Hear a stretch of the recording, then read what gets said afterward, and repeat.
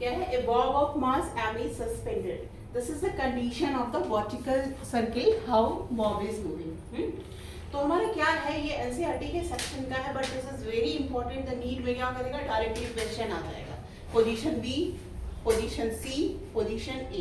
ठीक है, तो हमें क्या करना है, हमें एक सर्कल बनाया, सर्कल में एक बॉब लटका हुआ है. सब first of all what are the forces working on it.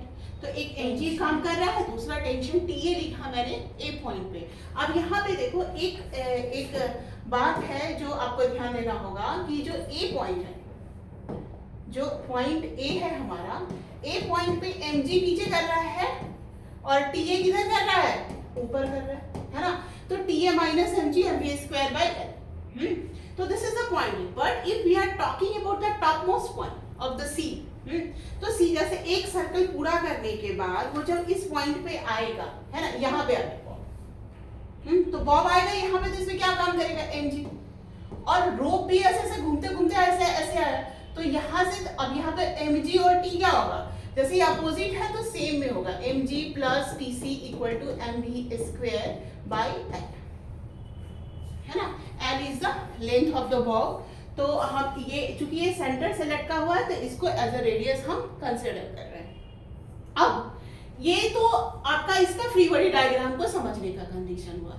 अब point A, point B and point C में कंजर्वेशन ऑफ एनर्जी यानी मैकेनिकल एनर्जी लगाते हैं. If we are taking the reference point A, अगर हमारा ये रेफरेंस पॉइंट है, मतलब ये अर्थ जैसे अर्थ के रिस्पेक्ट में करते हो, तो if this is the reference point, then potential energy at the A point is 0. So हमने यहाँ पर लिखा half mv naught square equal to half mv square.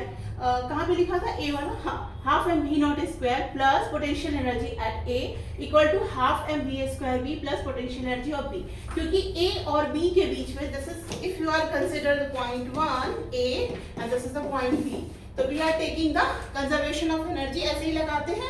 You have, इसके लिए बस क्या होना चाहिए, नेट एक्सटर्नल फोर्स 0 होना चाहिए. तो कोई भी एक्सटर्नल फोर्स लग नहीं रहा है हमारा, है ना. और ए और बी पे हमने लगाया, तो और हमें रेफरेंस फ्रेम अडॉप्ट करना. अगर कोई सेंटर पे करेगा तो फिर ए का हो जाएगा पोटेंशियल एनर्जी mg है. तो बट हमने रेफरेंस पॉइंट ए लिया है, तो पोटेंशियल एनर्जी एट ए 0 है. और इस बॉब को v नॉट वेलोसिटी दिया हुआ है, इम्पार्टेंट है v not velocity.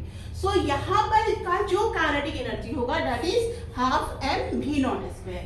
And potential energy 0 होगा. फिर हम b पॉइंट पे जाते हैं, half m v square b. But b point का पोटेंशियल एनर्जी क्या होगा, mgl, बिकॉज दिस ऐसे बॉब तो ऐसे घूम रहा है, but potential energy does not depends on the path, है ना. किसी भी तरह से घूमे उससे कोई फर्क नहीं पड़ता है. तो इट इज कितने हाइट पे है, एल हाइट पे है, तो यहाँ पे हो गया हमारा mgl, करेक्ट. बट अभी भी हमें आंसर्स नहीं आए. फिर हम a का विद रिस्पेक्ट टू c कर सकते हैं. नाउ सम टाइम बच्चों को क्या गलतियां होती हैं, को b का विद रिस्पेक्ट टू c करेंगे, b के विद रिस्पेक्ट टू c कर सकते थे अगर v भी पता होता हमको. तब हमें क्या पता है, हमें v नॉट पता है, तो हमें सारे आंसर्स v नॉट के टर्म में ही ऐसे निकालने हैं. तो हमारा जो यहाँ पर का हमने लिखा half m v not square, यहाँ की potential energy, kinetic energy, potential energy at a 0. But जब हम c में जाते हैं तो कितना डिस्टेंस ट्रेवल कर रहे हैं, 2l. This is the 2l. तो यहाँ की पोटेंशियल एनर्जी क्या होगी, 2 mgl, जो कि हमने यहाँ पे मेंशन किया है 2 mgl. तो half m v not square plus 2 mgl and half m v square c. तो ये हो गया हमारा, this is the first thing which I mention for the c. हमने ये c के लिए मेंशन किया, दिस ऑल इंक्लूडेड. ठीक है. उसके बाद हमें अभी अब कंडीशन है कि भाई vc का वैल्यू कैसे निकालेंगे. अभी कोई भी चीज हाईएस्ट पॉइंट में जाता है, हाईएस्ट पॉइंट का मतलब ही है कि उसका टेंशन खत्म, मतलब टेंशन 0. वहां के बाद से और ज्यादा आपकी जगह तो 0 मतलब कट गया ना टेंशन प्लस c, तो टेंशन 0 हो गया. तो टेंशन 0 हो गया, तो t plus mg mv square by c. यानी यहाँ जो हमने कंडीशन लिखा t plus mg mv square, t को 0 कर देंगे तो v स्क्वायर c gl होगा, और v स्क्वायर c का वैल्यू हम यहाँ ले आएंगे, तो v not square equal to 5gl. यानी कि हमें v नॉट का कंडीशन 5gl में आ गया, तो v नॉट का वैल्यू क्या आ जाएगा, अंडर रूट 5gl. अब इसको हम लोग क्या करेंगे, यहाँ पे डाल देंगे 5gl, तो ये हो गया 5gl/2, तो ये हो गया हमारा mgl यानी 3mgl/2, तो v भी आ गया √3gl, ठीक है। तो v आ गया √3gl, va आ गया हमारा √5gl और vc आ गया √2gl, gl आएगा ना, कहाँ निकाला था vc वाला,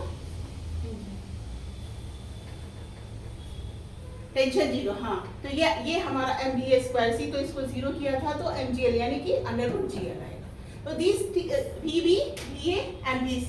अब sometime they can ask the ratio, what is the ratio between vb divided by va divided by vc या whatever, they भी v और vc पूछ सकते, या they can ask the kinetic energy का रेशियो, है ना, जो कि मान लो कि what is the value of kb and kc, तो मास तो सेम ही है, हाफ m kb² यानी यहाँ भी हाफ m, तो vb का मतलब 3gl कर दीजिएगा, इसका gl कर दीजिएगा, तो ये रेशियो क्या हो जाएगा, कैंसिल आउट होके 3:1 हो गया। तो देखिए ना, आज न्यूमरस क्वेश्चन vb/va क्या है, a और b के रेशियोज क्या है, a और c के रेशियोज क्या है, व्हाट MCQ, हाँ, वो MCQ में से पूछ सकते हैं। तो अब वहाँ पे आप either, but you should know how to take the conservation of energy का, इसका बहुत अच्छा इस्तेमाल है। And this is a condition for the vertical circle, there is a difference between the vertical and the horizontal circle, I already, ठीक है ना।